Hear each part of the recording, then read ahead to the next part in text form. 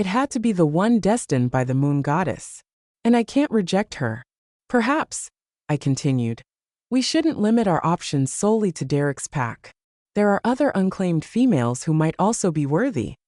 My father let out a frustrated sigh. Arden, you've been inspecting packs for a year now. Every promising lead has come to nothing. The prophecy hangs heavy over us all. We can't afford to be picky. His words cut deep. 1 year. That's all I had left before the curse took hold, before my power waned. I understand, Father, I replied, my voice a low rumble. The burden of the prophecy was mine to bear alone.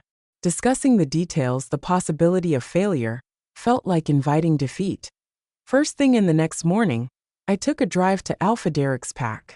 As I arrived, the welcoming party of Derek's pack gathered before my car.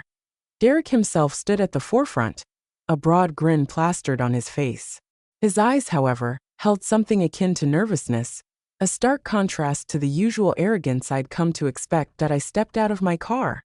King Arden, Derek boomed, extending a hand in greeting. We are honored by your presence. Please come in, make yourself comfortable. I clasped his hand. Alpha Derek, I responded, my voice polite but firm. Thank you for your hospitality. I trust your preparations are complete for the inspection. Everything is in order, Your Majesty, Derek assured me, his smile disappearing for a second. May I introduce you to some of our pack members? He gestured towards a group of wolves standing behind him. Their faces were mixed with curiosity and trepidation. I nodded, engaging in polite conversation, all the while searching for a specific face. But when I noticed the girl, the one who held the title of Derek's mate, was absent, I asked. Derek, I notice your mate isn't present. Is she indisposed? Derek's smile vanished completely, replaced by a grimace. He hesitated for a moment, his eyes darting around as if seeking an escape route. I don't know where she is, he said. My suspicions flared. Derek wasn't a good liar. The nervous glances exchanged among the pack members only fueled my unease. That a mate was a vital part of an alpha's power structure. Her absence, especially if unexplained, spoke volumes. Derek, I continued, my voice low and firm, the absence of your mate during an official inspection is unusual to say the least. Would you care to elaborate? Derek opened his mouth to speak, but no sound came out. He seemed trapped. Perhaps, I said, leaning closer, I can be of assistance. Is there something troubling you regarding your mate's absence? If there's been an incident, a threat, I want to assure you that the resources of the Lycan King are at your disposal. Hope shone in Derek's eyes. He hesitated once more, then leaned in. It's Serena, my mate. My beta told me she doesn't want to be disturbed. Let's find her then, I said. Serena's throbbing ache in my neck yanked me awake. I blinked open my eyes, the unfamiliar room coming into focus. Where was I? I looked around the room before looking down at my body. That I began to panic as I realized I was lying naked in a bed that wasn't mine. What the fuck? Glancing beside me, I found a muscular werewolf still asleep. Taking a deeper look, I realized it was Joshua, a young member from Derek's pack, who I had seen a few times before. My blood ran cold. If anyone came in, I would a walking corpse. But I don't remember how I ended up here. Had Derek? No, that couldn't be right. Joshua, I croaked. My voice was hoarse. He bolted upright as if stung, and his eyes widened with terror. Serena, what happened? I narrowed my gaze, my brows were furrowed. I don't know, you tell me, I yelled. But before he could offer any further explanation, the door to the room slammed open. Leading the surge was Derek, his face was masked with fake fury. Close behind him stood the Lycan King. Following them were Cora and several other pack members. The sight of them, especially the King's presence, sent shivers down my spine. What is the meaning of this? I stammered, desperately trying to pull the flimsy sheet over my bare body. Derek didn't waste a moment. With a theatrical gasp, he stumbled forward, clutching his side as if he was in pain. You treacherous bitch. You asked not to be disturbed only to find you in bed with another man that isn't me, he roared. He turned to the Lycan King. Your Majesty, I present to you the evidence of my mate's treachery. After years of devoted service, she has chosen to betray me with another. My jaw dropped. Treachery? Mate? The audacity of it all made me want to scream. Since when did Derek care about me? Since when did he ever consciously refer to me as his mate? My eyes darted to the Lycan King, desperately searching for a shred of disbelief. I wanted him to see me for my innocence, but his expression remained stoic.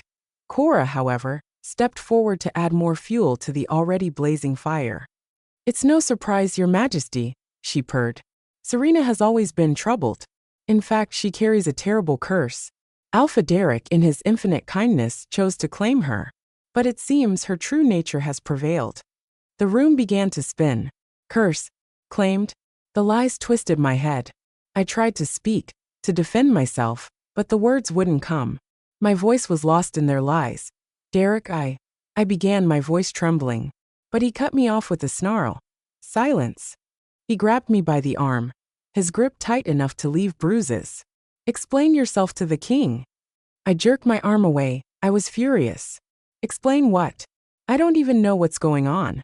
These weren't trials or accusations. It was a play, a carefully crafted narrative designed to destroy me.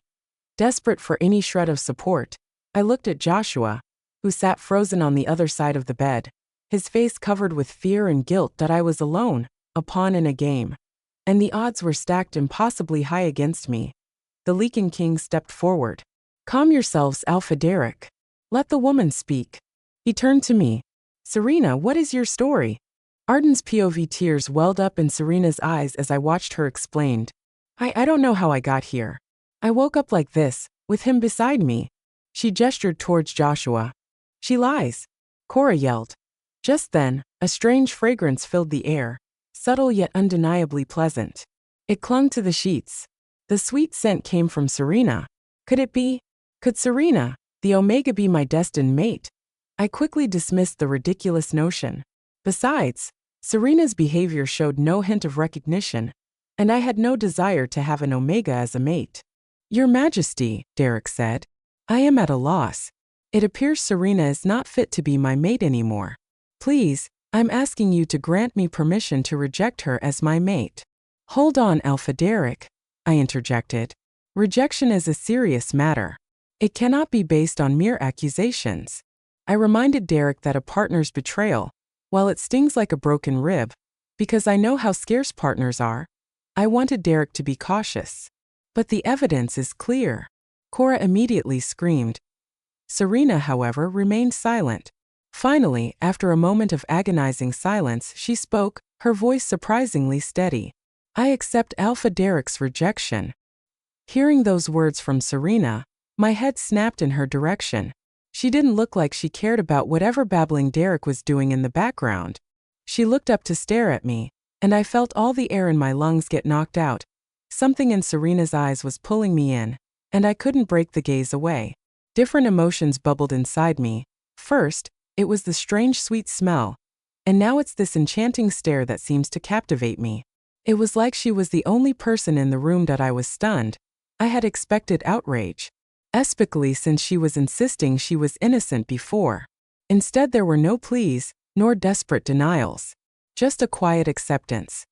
Her actions are a clear betrayal, a threat to the safety of my people, Derek added, interrupting our staring contest.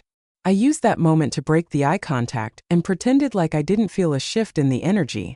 "So be it," she stated, her voice firm despite the tears threatening to fall in her eyes. "If this pack holds no place for me, then I will find my place elsewhere." And then it happened. The moment the rejection was complete, I felt something different in the room.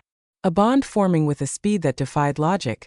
The connection slammed into me, a pull that anchored me to the woman standing before me, her eyes now wide with shock. The change in her expression was insane. The pain and anger that had simmered moments ago was replaced by a confusing realization. What's happening?" she stammered, her voice barely a whisper. I stared at her, disbelief warring within me. Lost in my thoughts, I asked myself, could it be? Could this Omega truly be my mate? Surely, the prophecy couldn't be so cruel, so illogical. "Well then, she has accepted the rejection," Derek said. "Take her away. She'll find her place in the dungeon." Before I could formulate a response, Derek's beta, with a sneer plastered on his face, lunged toward Serena. This traitor deserves punishment. With that said, the beta's whip was about to land on Serena's face. Before I could even consider the consequences, I reacted. With a speed that surprised even myself, I lunged forward, grabbing Derek's beta by his arm and effortlessly throwing him across the room. He slammed into the wall with a heavy thud, coughing from the painful impact. Everyone fell silent. Serena's eyes widened in shock, her mouth agape with surprise. Derek and Cora stared at me, wearing a disbelief look on their faces. "No-one," I yelled, "touches her." Arden's POV. Derek did not fail to hide the confusion on his face. Why would the Lycan King, the most powerful shifter alive, intervene on Amir Omega's behalf? I ignored the stunned faces around me, focusing solely on the face sitting upright on the bed. "Put your clothes on," I commanded. My gaze then shifted to the wolf next to Serena on the bed. "Joshua," I recalled. "And you?" I said with a low snarl. "Get out. Now." Joshua didn't need telling twice.